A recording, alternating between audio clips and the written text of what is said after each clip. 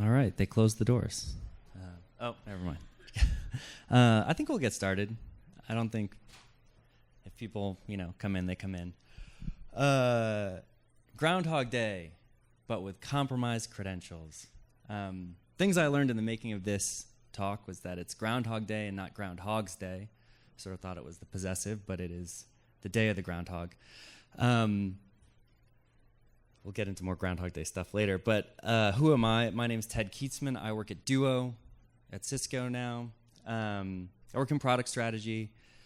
What that means in a day-to-day is I talk to a lot of customers. I talk to a lot of industry analysts. I talk to a lot of other vendors and try to understand what's going on in the IAM market and try to think about how Duo can either take advantage of a trend or think about a trend thoughtfully,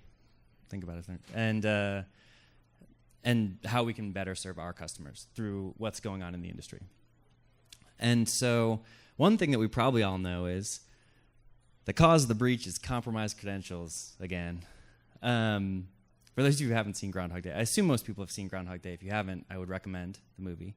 Bill Murray gets stuck in a day, and he lives the same day over and over and over again. And nobody knows if he ever gets out. I don't want to spoil it.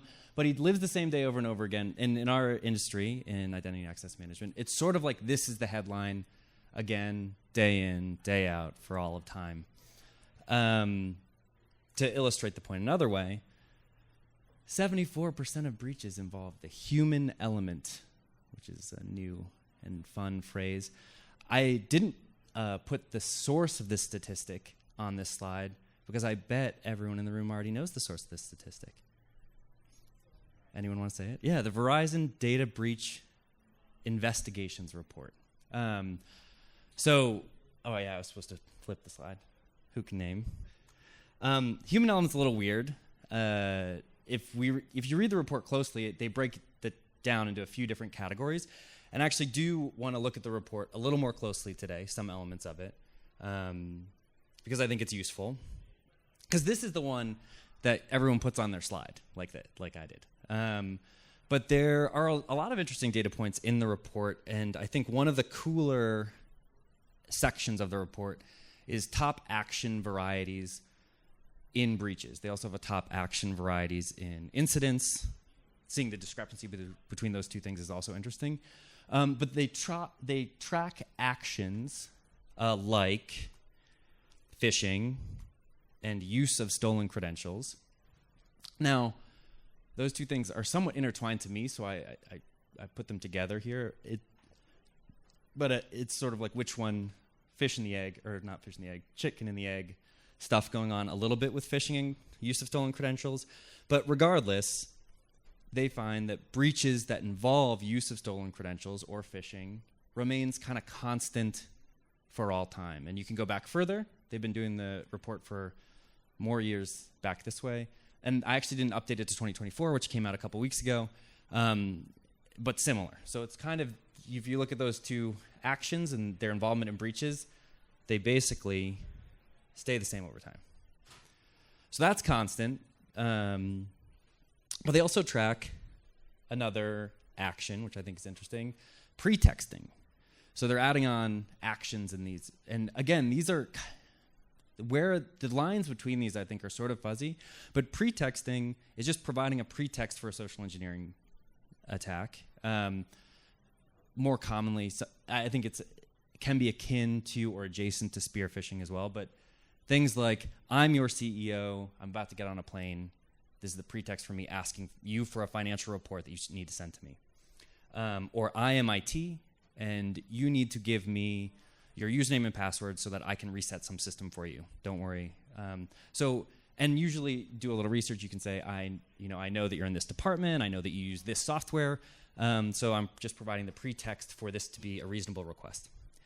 But if you look at pretext involvement in breaches over time, pretty dramatic increase. It's still not, I want to be honest about the y-axis. It's not like the majority of breaches, but it's gone from a very minor technique to increasing rapidly over time. And if you were in the keynotes this morning, I think this is because these types of techniques are becoming more commonplace. People are getting more used to doing some slight sophistication when it comes to compromised credentials.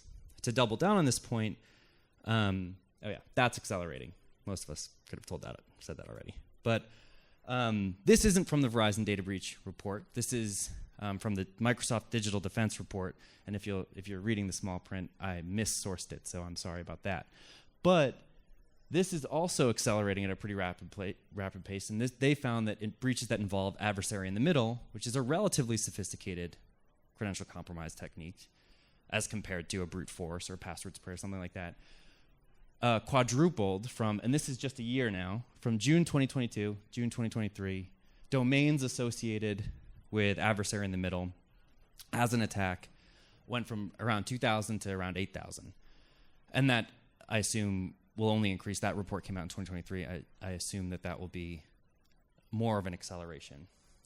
So what's the news from the first couple of slides here, TLDR? I think traditional mechanisms like phishing are still working, and we see that year in, year out.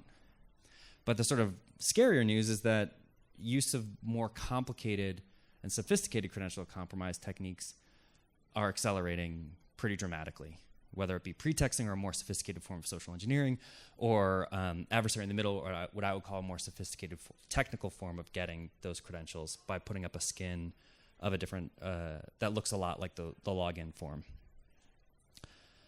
Is there any good news, you might ask? Well, I think there's some.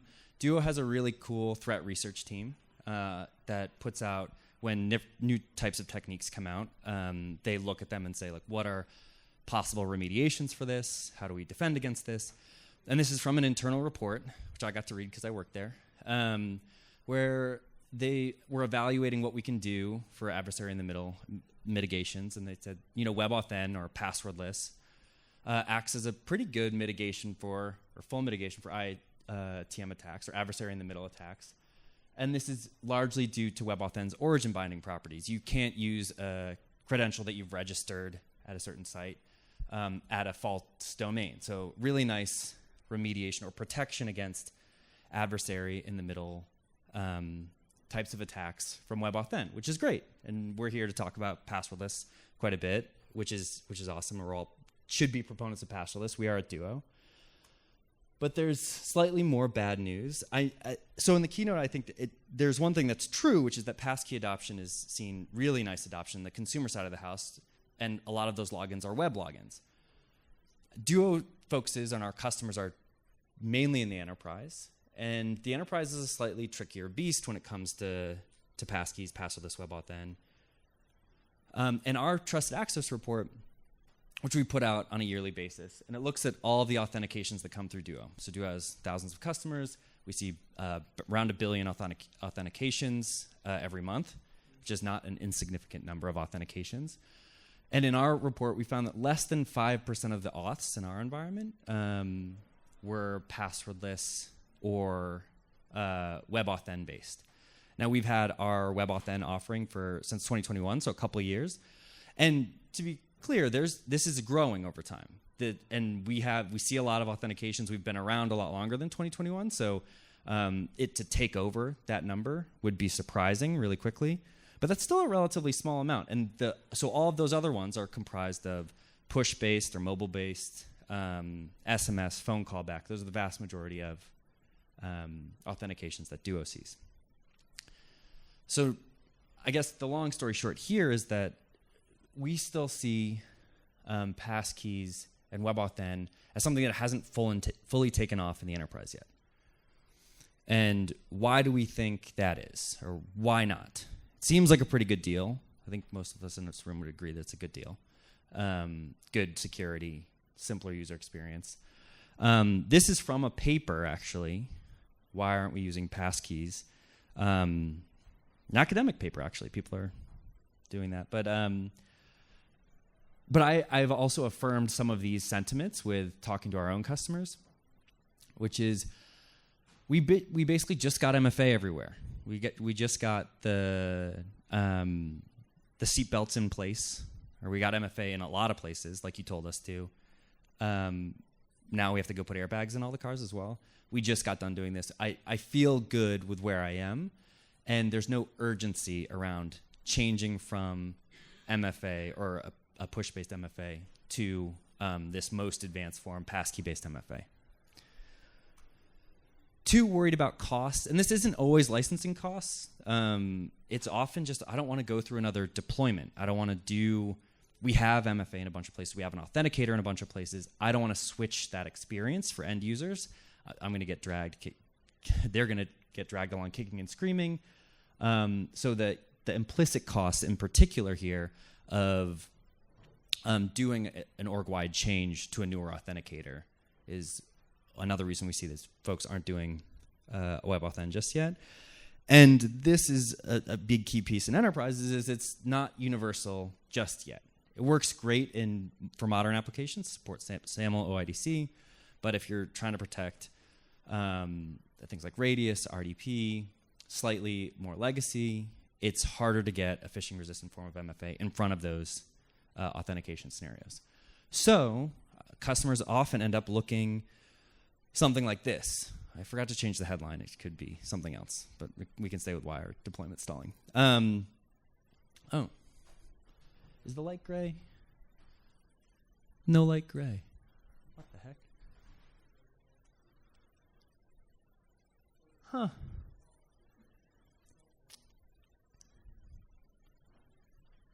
That's really strange. Anyway, showing up on the computer, showing up on here.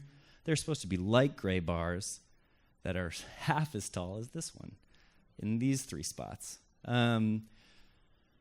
We can have some fun imagination time. Anyway, the point of this graph, which is now even more confusing than it would have been, and I was already going to have to say the point of this graph and explain it a little bit, is that people have different forms of authentication strength in their environment. What I mean is these aren't comprehensive by any means, but there are a variety of different authentication scenarios or authentication workflows that exist in a corporate environment. One might be domain joined or managed device. And we see in a lot of cases that that's a pretty easy case to put phishing-resistant MFA on that case. But there are a variety of other cases where maybe you just have the good old-fashioned MFA, push-based SMS phone callback, maybe on SaaS apps or a VPN, a remote login. And there are some cases where there's no MFA at all. Let's hope that those are very few and far between. Sometimes that can be a third party or contractor or a technically difficult case to protect, like authenticating into a Linux environment. And we often see attackers target those weak points. I think in the headlines, it's always the case that there was no MFA on the authentication scenario where the attacker got in. And I think in the industry, we can often be like, how do they not have any MFA? I would wager in most cases that they had MFA in a variety of spots, but these were the spot where they got in was the easiest spot to get in. And to elaborate on that a little bit, they're also attacking just MFA now with relatively simple attacks like push bombing, which are just like I send you until you log me in, but also adversary in the middle. Again, gray bars there, middle height. So I would argue that that's often the authentication environment that we see today. Sort of one deployment of strong or phishing-resistant MFA on one use case, maybe and one where they're testing it or a corner. A lot of MFA, traditional MFA, and then maybe a couple cases where there's no MFA at all. So what do we do about this? I think this is the sort of solution section.